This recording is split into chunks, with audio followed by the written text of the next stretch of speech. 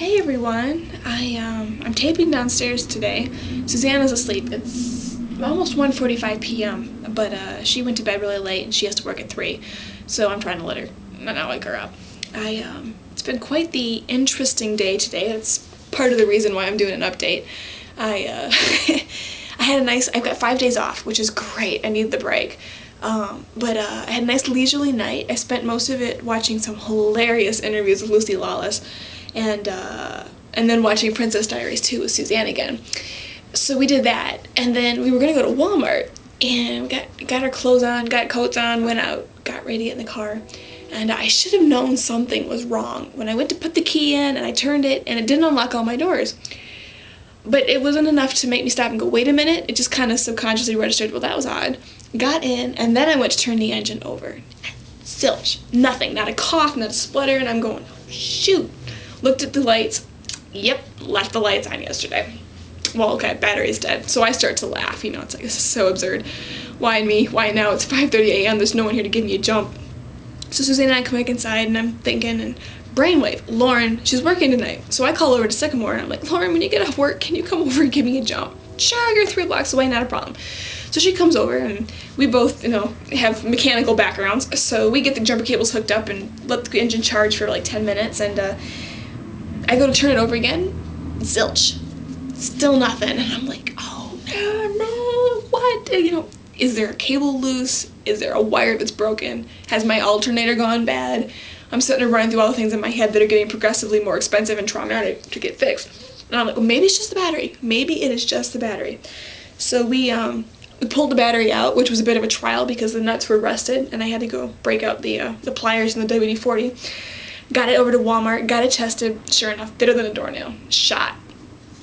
So I had to replace my battery, and that was not money I was wanting to shell out, but what can you do, You gotta fix it. So I got a replacement battery, and I was a little bit miffed because the battery's only 1.5 years old. I didn't replace it. Cherie replaced it. The car was still hers, but I was with her on a trip. We were driving to Georgia to Dragon Con that year. That was 1.5 years ago, and it boiled in Tennessee, and that's when it got replaced. So it's been 1.5 years. It ought to last longer than that, but apparently it didn't. So wishing's not going to fix the battery. We got it replaced, got it back here, went to put it in, got it hooked up, the engine turned over like a dream, so obviously that was the battery. And then Lauren accidentally dropped one of the little tie-down rods into my engine. I'm going, shoot, no, what? The only thing I could think of that was skinny enough and long enough to fit down in my engine to wiggle the bar loose was a sword. I knew my collection of stabbities would come in handy sooner or later. So I come running in and come out and whip it out of his scabbard. And she's like, what are we going to do with that? And it's like, we're going to get this bar loose. So I'm stabbing the sword down in the engine, Got it loose, got it knocked to the bottom of the engine, and then I was able, on a stroke of genius, to back down the street and go really, really fast and then slam on the brakes and boom, ding, ding, ding, ding, out it comes. And Lauren ran out the street and picked it up. Score! Yeah, so we got everything reattached and everything was fine. Chick mechanics, getting it done. But that was my 2-hour adventure this morning. That was crazy. It did not, better than have it happen right before I had to go to work. But still, you don't anticipate that sort of thing happening. So that was the morning adventure. And then I came back and I fired off a nice letter to my sponsor kid in Peru, who was on my mind this morning.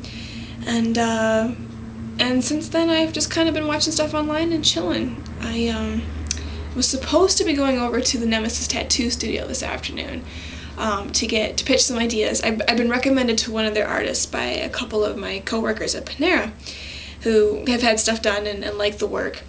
But I don't want to go by myself. I'm such a dork.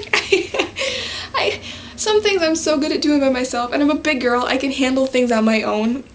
But unless I'm in just the right mind frame, I hate doing it by myself. So Suzanne was going to go with me, and then it was cool. It was like, okay, we'll get up about noon, we'll go over. And then she didn't get to bed till really late, so it was like, well, she didn't want to go, she wants to sleep, which is fine. But it's like, shoot, that means I got to go by myself. I don't want to go by myself. I'm not getting these done willy-nilly. This is a very serious deal with me, and I've thought about them long and hard for many years. I want a gray wolf and my cross. a very dear and very important friend to me, whose opinion matters a lot, was the one who pitched the idea with my wolf of a totem tattoo.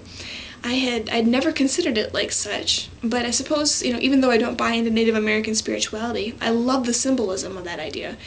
And in a way, if there ever was a wild animal I associate with, it's the gray wolf. And that's why I want my wolf tattoo.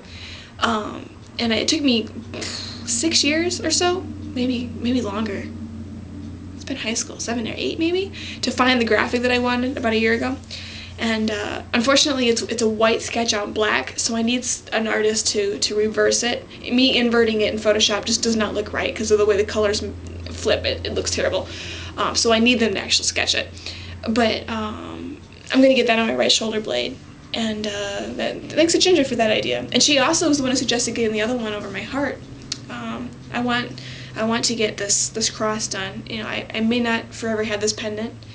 And I may have other things I want to wear, but it's extremely important to me. I have worn it at least a piece of every single day since I got it a year and a half ago for my birthday. It's got a hell of a lot of symbolism attached to it for me, which is why I wear it. It represents, it's a Celtic cross, first and foremost. So it represents my faith. I would be absolutely nothing without my faith and without Christ. And it represents my family heritage. I've got a lot of mixed blood in me, European, but my dad's family is the one that I say counts because it's the Scottish line. And my mom's, the McCormick side too, is Scottish as well. But the Macaulays are definitely, that's the line I'm fascinated with in my heritage. And I love Scotland. I adore Scotland. So having the hey, Celtic's just cool anyway. So the Celtic, and so the faith and the family, and then also with family, there's the fierce loyalty I have to my family. But there's also the fact that Melissa is the one who gave me the pendant. And as far as I'm concerned, she is family. She is the closest thing to a blood sister I've ever had. And that fits right in with that as well. The fact that she gave it to me, So all of that combined make it very important to me. And I'd like to have it permanently. And what I'd like to have done is have in Scots Gaelic around it. And again, I need an artist to sketch out stylize the text. But in Gaelic, and I know which words I want. I want it to say faith, family, and then forever. Or as it translates, I guess it's for eternally. Or eternity. But yeah.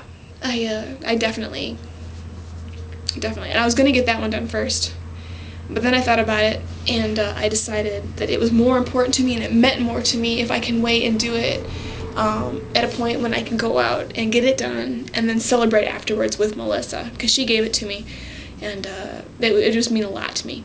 So I think I'm going to try to get someone to scout around and find me a good tattoo studio in Atlanta, and then try to get it done when I'm down there for Dragon Con, because I know we'll both be there. I think that would be special and cool. So I think I'm going to wait on that, and if I do, that means that Mr. Wolf comes first, and I really need to take my idea in and have them look at it and give me a quote, so I know what I'm looking at. And right this weekend and next weekend I have off, which are an ideal time to go in and get it done, if I can swing it.